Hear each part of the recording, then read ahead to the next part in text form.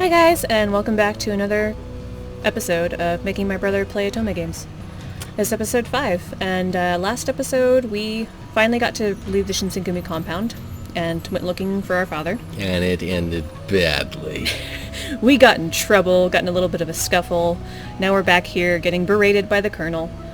The Sanan. Yep. Glasses man. The glasses man. The glasses character. The glasses character. Before we get into the meat of this episode, I just wanted to ask you, Nathan, if there's any particular character that you're fond of yet, or if you're totally indifferent to all of them at this point. Yeah, they're all kind of pretty bad as far as I'm concerned. They're pretty bad as in, like, pretty unlikable? Or pretty bad as in pretty cliche? You could not, if you like wanted to write stereotypes on a piece of paper, and stick them to each of their foreheads, you pretty much hit it right on the head. I mean, it's like, here's the alcoholic, here's the ladies' man, here's the very serious but slightly sensitive one. It's actually Glasses man. Glasses man. It's pretty common for Otome games to play to tropes like that, because at a certain point, like, that's what people... Japanese name for that. What is it? I don't know, like stereotypes? Is that what you're thinking? I think I've heard the term used as it was called, like, moe. No, that's different. That's different? Okay. But anyway, so certain stereotypes are played to because that's what people expect. And so that's kind of what this game does too. The characters are more three-dimensional than we've seen thus far. Makes sense. But yeah, I'm interested to see how you will continue turn out. Butchering Japanese names? That too. Anyway, let's continue. Sorry, for anyone out there who speaks Japanese or is part of Japanese culture, I find your culture very interesting. I just can't pronounce your names, and I'm sure you feel the same about mine. So, so Sanan, it was if he'd become an entirely different man. he's an entirely different man. He's changed, man. I told her she could go. They were only following orders. Sanan looked up as Hijikata walked into the room. He gave the commander a tight, wry smile, but got only a peaceful, impartial glance in return. If you're here, that means you're done interrogating Furutaka, right? Hijikata didn't so much as blink. They're going to wait for a day when the wind picks up, then set Kyoto on fire and kidnap the Emperor while everyone else is losing their shit. Yep. So they say, at least. His voice was calm and measured, but we all felt the import of his words. Burn down the city? Those Choshu guys are crazier than I thought. He followed his comment with a rude gesture that made me blush involuntarily. I'm not sure what rude gesture that would be. I don't know. So they just want to kidnap the Emperor. Want to kidnap the Emperor? Seems a little contradictory for a bunch of guys who call themselves imperialists. And the encyclopedia has been updated. Might have to read that one of these days. Whatever their reasons, we can hardly ignore their plans. What are you staring at? Just, for a second I thought his nose was shaped funny, but it's just the way his hair drapes over the side of his face there. He just has a lot of hair, okay? Well, I think you might want to get that hair out of his face so he can actually see his enemy. It's like, I can't see! I'm dead. You know, that's actually why, like, Inoue has, his hair, like, he's partially bald, but he has his hair back. That's why they did that. Is so you didn't have your hair falling in your face, because there was no hair, like, on directly the top of your head to fall into your face. Yeah, no bangs. Right. Makes sense, yeah, because the side of your face usually drapes more downward. Exactly. It doesn't want to push its way forward to the front of your face. So that'd be more practical, but we can't have Bishonen with partially bald heads. That just wouldn't be right. They're just not pretty. They're just not pretty enough. They're probably meeting tonight. We need to get ready to move out. Understood, Commander. Alright, finally! I'm getting chills. They didn't all display the same level of professionalism, but each man there made it clear that he was prepared. As they quieted down, Hijikata turned toward me as if he had only just noticed my presence. I'm just invisible now. We did get some information on Kodo. Apparently he visited Masu's with some men from Choshu. What? He was with the Choshu? But my father was loyal to the shogunate. That was why the Shinsengumi had agreed to help me look for him. But the Choshu are at odds with the shogun. Why would my father be with them? But no one had an answer for me. Perhaps there is no answer. Dad's on the other side of this war. Preparations for the raid began immediately. Within moments, the compound was a beehive of activity, with soldiers and officers running back and forth. The tension was thick enough to cut with a dull knife, and I found it affecting me despite my best efforts. My encounter at Masu's had created new problems for them, and I hoped I might be able to help out to make up for it, but how was I supposed to help prepare for a raid? Sigh. There was nothing to do for me but sit in my room. There was nothing for me to do but sit in my room, though I felt terrible and useless for doing it. Still, I told myself best to avoid getting in anyone's way. As I sat there doing my best to think of anything else, I heard voices nearby. We don't have enough men. Kondo has only 10 soldiers ready to fight. Hijikata and I have 24 apiece, right? Man, half our guys are out with stomach aches. Not exactly a laughing matter, eh, Saito? That didn't seem to be keeping Harada from laughing, though. If I was correct, Kondo would be taking his men to the Ikeda Inn, and Hijikata would be taking his men to the Shikoku Inn. Encyclopedia was updated. Yep. So, you think we'll bring them along on this one? It's a night mission. It'd be perfect. Them? Them? Actually, he said apostrophe EM. Yes. We lost a couple the other day, but there should still be a few left, right? I heard they won't be seeing combat for a while. They're having difficulty adjusting. Why do I feel like we're not supposed to be standing listening to this conversation? We're not supposed to be hearing this conversation at all. So are we peering around the corner or something, or we're just like standing in the middle of the room and they just happen to bust in and not pay any attention to the fact that I think we're just sitting in this room and they happen to like come close enough for us to hear. Okay. But of course they don't know we're in here. They stop listening to orders as soon as they see blood. It's inconvenient. What? I swore I heard something about a reaction to blood before. No, this was something I wasn't supposed to hear. Didn't I not realize I was there? If they didn't, I could hardly announce my presence after what I'd heard. They've got to be spinning in their graves. Didn't they choose to do this so they could fight? Sano, you only say that after someone's actually dead. Yeah, I guess you're right. They aren't really dead, are they? In fact, they're even harder to kill now. And Harada's undead, right, as we found out, because he committed honorable suicide when he was younger? Yeah. Which is just weird. There was no doubt that what I was hearing was not meant for me. Great. Undead army. I shoved my fingers into my ears and closed my eyes tight. The best I could do was make sure I didn't hear anything more. Oh? What are you doing here, Yukimura? My eyes flew open to see Kondo standing in front of me. I couldn't just sit there. I told him the truth about how I'd felt so useless and left my room to find some way to help. Of course. I see. I know how you feel. The men are pretty excited, aren't they? Yes. Excited? I would have said bloodthirsty. Same thing. Would you care to join us? What? That was not what I expected him to say. You mean go on a raid with you? I don't know what I could... Well, we could certainly use a messenger. But if you'd rather not, there's no need to feel obligated. Of course, the chief was only taking 10 soldiers. Well, alright, if I'll just be a messenger. His face split into a grin, and that was how I found myself on the way to the Ikeda Inn to accompany the Shinsengumi on their raid.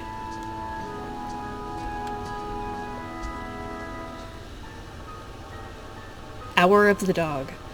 After we arrived at Ikeda, I was sent off on several short errands nearby. I returned to hear Nagakura talking to Okita. Well, looks like we hit the jackpot on this one. Not sure if they're brave or stupid for meeting right next to a government building. I knew they'd be here. After all, they've always met at Aikido before. Why does it just keep reminding me of IKEA? They've always met at IKEA before. They have great furniture. Great furniture. Some Assemble yourself. Sure, but the night Furutaka gets arrested, that just seems sloppy to me. I mean, why not meet somewhere else? Any normal person would worry someone was onto them. Well, obviously, they're somewhat less than normal. After all, they are meeting at the Aikida Inn, aren't they? But for the subject matter, it could have been any conversation between Nagakura and Okita. Perhaps the Choshu were trying to trick the Shinsengumi. I certainly wouldn't have known. Whatever the reason for their behavior, however, it didn't seem to have Nagakura or Okita particularly worried. Hisuke noticed me as I approached and jogged over. So, how'd it go? Did you see anyone from Aizu or the Judiciary Commissioner? Well, to be honest, I didn't really see much of anyone nearby. He frowned and grunted unhappily to himself. So they still haven't made their move? We told them even before it started to get dark. Settle down, Hisuke. The larger man smacked Hisuke playfully on the shoulder with a bark of laughter. Besides, it's not like they'd do us any good if they did show up. If this is going to happen, we've got to do it ourselves. Yeah, I guess. It's just, don't you think running in all on our own is a little reckless? His words must have made sense to someone because we decided to wait for reinforcements. And space. We waited for quite some time, but they never appeared. Hour of the boar. I looked up at the sky. The moon had moved a good part of its way across the sky since we'd arrived at Ikeda Inn. Damn it. It's getting pretty late.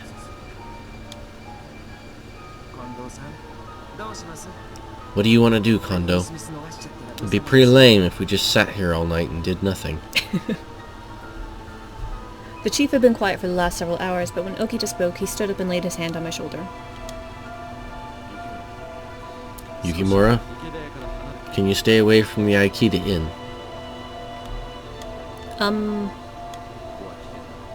Things are going to get dangerous. That place is full of rebel soldiers.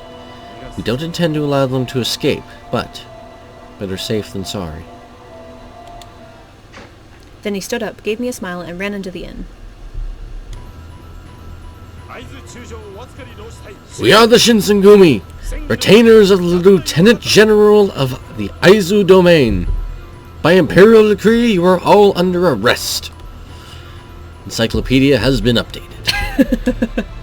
The words were scarcely out of his mouth when a cacophony of yells and screams erupted out of the inn. Giving the enemy a good loud warning that he's about to kick the tar out of them. That's Kondo for you. Okita gave a bark of laughter as he made his own way toward the inn. Yeah, seems like good form anyway. It's polite to let them know what they're up against. Oh, so your definition of good form is putting us at a disadvantage?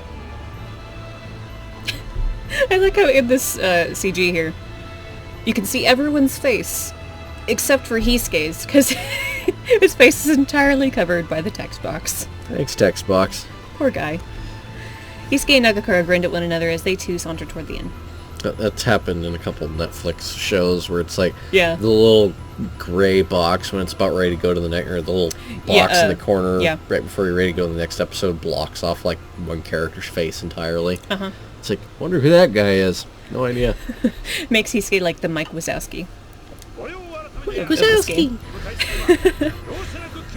We act with the authority of the government. Resist and you will be shown no mercy. Then the battle began in earnest. The yells of men and the clang of swords filled the air, rolling out through the doors and windows of the inn. I could hear feet pound upstairs, the screams of men dying, the wet thud of bodies dropping to the floor. Ting ting, ting ting. Damn it! There's too many of them! We need backup! Is there anybody still out there? Me? Well, there was someone, but... All the men who'd come with the captains had run around to go to the back, and couldn't hear Nagakura. Even if they could have, I heard sound of battle coming from the back of the inn as well. What should I do? The only person left to go help them was me, but even if I did, what could I do? That was when I heard Kondo. Soji! Are you alright? Then Nagakura called out from a different part of the inn. Damn it! Hisuke! Don't die on me! Oh no! I had no desire to go into a building full of men tried their best to kill one another. Even if I did, I had no illusions about my skill with a blade. I was sure to be killed before I'd even drawn it. But I could hardly sit by and do nothing. Perhaps if I couldn't fight, I could rescue the wounded, find them and carry them out of the inn. My mind made up, I steeled myself and ran inside. Inside it was pitch black. The smell of fresh blood hit me in the stomach like a fist. The air reeked of it. There were dark lumps on the floor everywhere, the bodies of the fallen men. Where were Okita and Hisuke? It had sounded like a good idea at the time, but as I looked around that charnel house, I realized that there was no way I could possibly carry two men outside. I have to choose. Ooh. Oh boy. Who will you choose? I don't know. Honestly, I can't remember who Okita actually was. Okita is the one who makes fun of you a lot. The one with the green headband? No. No. That's Nagakura. Okita's the one, yes. He's got green eyes. Yes. Yeah. A half bun. We'll look for the one that I'm chummy with. Hisuke. Hisuke. I had to go look for Hisuke. He was always looking after me, so it was time I returned the favor. I looked around the inn. Yo! Yo! Yo! That was a good imitation, actually. What? Out of the darkness, a Ronin appeared, his sword at the ready and headed straight for me. Ah! As the sword swept down, another interposed itself between us, Nagakura's blade.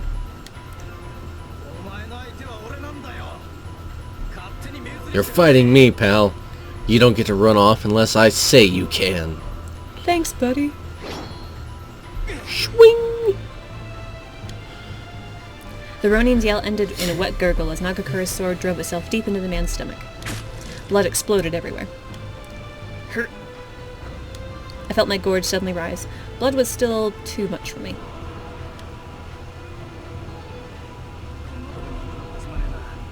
Sorry to ask you this right now, but Hisuke is in the back.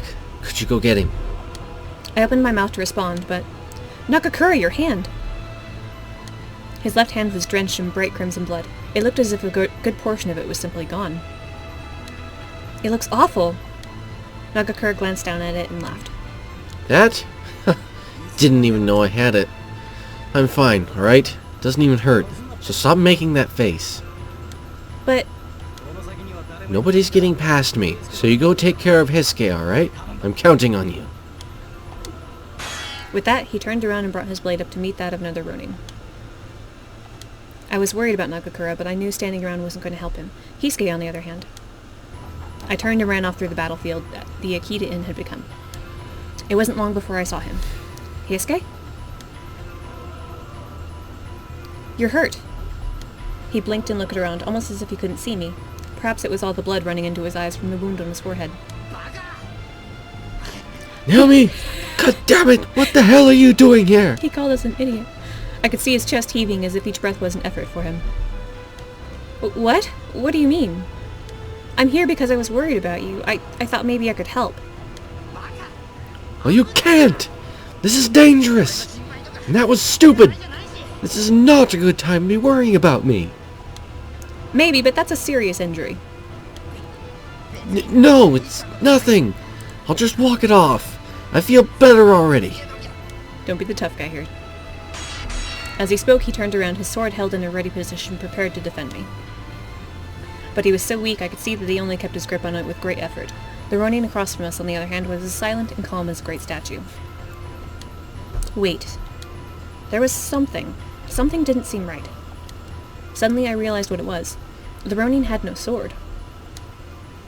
I didn't have the time to try and figure out what that meant, though. I had to... I'm actually gonna put a quick save here real quick. Ching! Gonna help Hisuke. But I had to do something about the Ronin. With grim determination, I laid my hand in the hilt of my sword. He saw me move, and Hisuke's eyes went wide. I'll fight too, then. I might not be able to help much, but I can watch your back. He looked stunned for a second, and then his mouth split in a grin. Right. So you're supposed to become my eyes or something? Come on. That'd take like 5 years at least. It wasn't really the answer I expected to hear, and I couldn't help but laugh at it. I thought you chose the wrong choice, but you actually got a point with him and everything. Yeah. Okay. The Ronin looked at us inside. I have no reason to fight you. What? What did he mean? If you leave, then I do not intend to take your lives. Then he was letting us go? Considering the fix we were in, that was quite a favor. But could I believe him? We can't let you go. Anybody who's with the Choshu is... Hisuke wobbled. Hisuke? He could barely stand. You assume too much. I am not one of the Choshu. I'm trying to figure out whether the guy's wearing black gloves. Yeah, he is wearing black gloves. Okay. Or gray gloves? Gray gloves. Because, yeah, his outer coat is black. Is black. That's gray gloves. He's wearing gray gloves. Gray gloves. Originally I had blue eyes, but I decided to now I want gray gray eyes.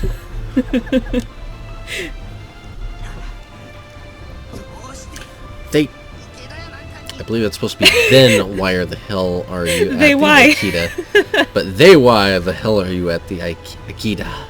Maybe Hisuke can't talk properly because he's got that wound across his forehead and he's a little distracted and weak. A little disoriented. Yeah. Sorry, whoever made this game, we are mocking your typos. Yep. His words were forced, as if it took all of his effort to speak, and the tip of his sword was beginning to shake. He wasn't scared, of course, but his injuries were great. Even the most powerful swordsman was still only a man. The Ronin took one last unreadable look at us and then turned around to leave. Get back here, god damn it! Hisuke! He began to run after the Ronin, but planted his foot in a pool of fresh blood and crashed to the floor. Oh, that's how embarrassing. Graceful. Damn it! Damn it! This isn't over! Just you wait until you're gonna... He made a few more grunts that sounded like attempts at further curses, then stumbled and collapsed, unconscious. I need to stop the bleeding. Quickly, I tore off a section of my sleeve and pressed it against his forehead. It looked as though the blow had only torn the skin, although it had gone all the way through to his skull. Ooh. Ouch. Ouch. That's a description of violence. Gore and violence. Gonna need some stitches, buddy. At last, I felt myself relax. We were still in danger, but Hisuke's wounds didn't look fatal. That was when I saw the headguard lying on the floor. Huh? It must have been Hisuke's, but it had been cracked cleanly in half by something. Their fight must have been awfully intense. I was starting to feel a little dizzy from the stench of so much blood, but Hisuke needed my help. I couldn't give up.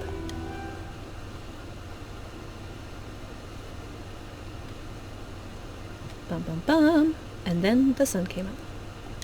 The raid itself had lasted only 2 hours, but for me at least it had felt far longer. There had been 20 Imperial nationalists at Ikeda Inn. The Shinsengumi had killed 7 Ronin and injured 4 more. I learned later that with the help of the Aizu Domain and the Kyoto Judiciary Commissioner, they had arrested 23 people. The owner of the Ikeda Inn had also been arrested for trying to help the Choshu rebels escape. The Shinsengumi had won an incredible victory, fighting against superior numbers in enemy territory, but they had paid dearly for it. Okita had taken a blow to the chest and lost consciousness. Hisuke had been cut on the forehead and the bleeding refused to stop. Nagakura had injured his left hand. One of the Shinsengumi soldiers had lost his life at the inn's rear entrance, and 2 others had been severely injured there as well. It didn't seem likely that they would survive. The Kyoto Military and Judiciary Commissioners, run by the Aizu and Kuwana domains, respectively, had also fought Choshu Ronin. With their successful resolution of the Battle of Ikeda Inn, The Shinsengumi had at last made a name for themselves. It looked as though the peace in Kyoto had been protected. Never could I have imagined what the ultimate result of their victory at the Ikeda Inn would be.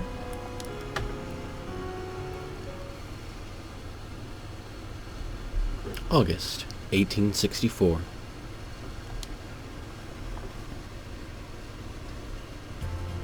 After the fight at the inn, I was able to leave the compound much more often. I suppose after what I'd done, Hijikawa thought I'd earned a little more trust. I didn't feel like I'd done anything that extraordinary, but I wasn't about to look a gift horse in the mouth. On this particular day, I was out on patrol with Harada in the 10th Division.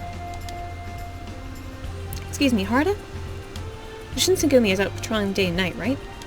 But what exactly is it that you do? Most of the men in Shinsengumi were intimidating, death-dealing titans, but Harada was a rare exception, warm and friendly. Well, I guess we do just about everything.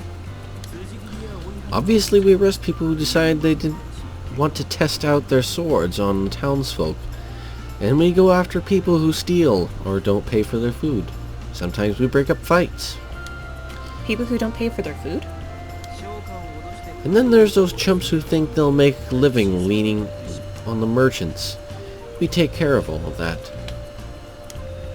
It wasn't really the answer I'd expected. Most of the stuff they did wasn't nearly as dramatic as I'd thought. As I thought back, I remembered how excited they'd all been when they were preparing for the raid on the Ikeda Inn. Now I understood why. What they'd done at the inn was a good deal more intense than their day-to-day work. A little further down the road, a couple of men in Shinsengumi blues were waving at us. Nagakura! Our separate rounds have brought us to the same spot. Hey there, Naomi.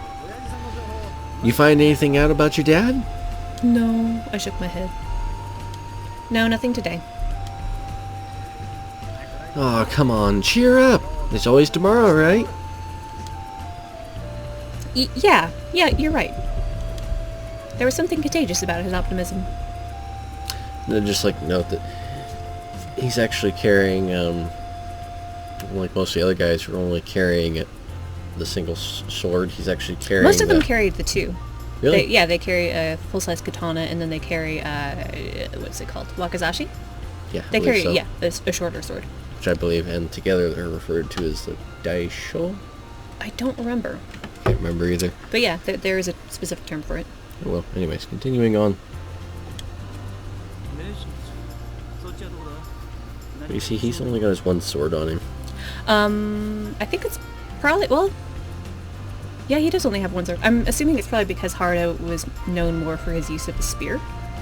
So maybe he only carries one sword as like a choice. Maybe he carries a spear as well. Well, the swords were, the katanas were kind of... They were heavy, for sure. I'm trying to think of the exact word you'd use for it. They were symbols of wealth, standing. Yeah, that's true. Anyway. Well, Shinpachi, you find anything exciting? No, nothing in particular, but, well, all the people on the street are acting busy, you know? I hadn't noticed it before, but he was right. They were acting strange, almost nervous. Yeah, it looks like they're getting ready to move. Hard nodded. I think maybe they're worried about getting caught in the middle of a war. What? He says with his thumbs in his belt. You know, just shooting the breeze, talking about the weather. War? There was no war, was there? Oh, you didn't hear? Well, those Choshu bastards are showing up around Kyoto again. That's why we've got extra watches these days. Well, we did give them a bit of a bloody nose at Akita. I can't imagine they'll just stand around with some of their guys in the ground. No, I'm remembering that you said IKEA earlier. We just give them a bloody nose at IKEA.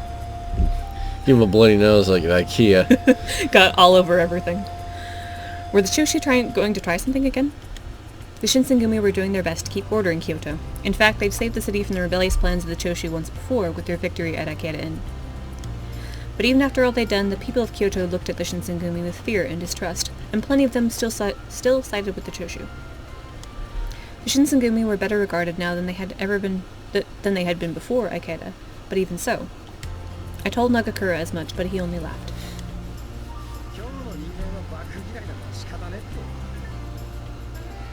And we are at our 30-minute mark again. Wow. This thing just keeps rolling. Just keeps going. We are still in chapter 1. We're still in chapter 1. Still in chapter 1. This is gonna be a long trip. It's gonna be a long time. Well, but anyway, we already covered the most famous battle that the Shinsengumi were part of, like the Shinsengumi are known for Akeda in. So I hope you feel like you've gotten an important piece of history here. Important piece of Japanese history. Yep. Alright.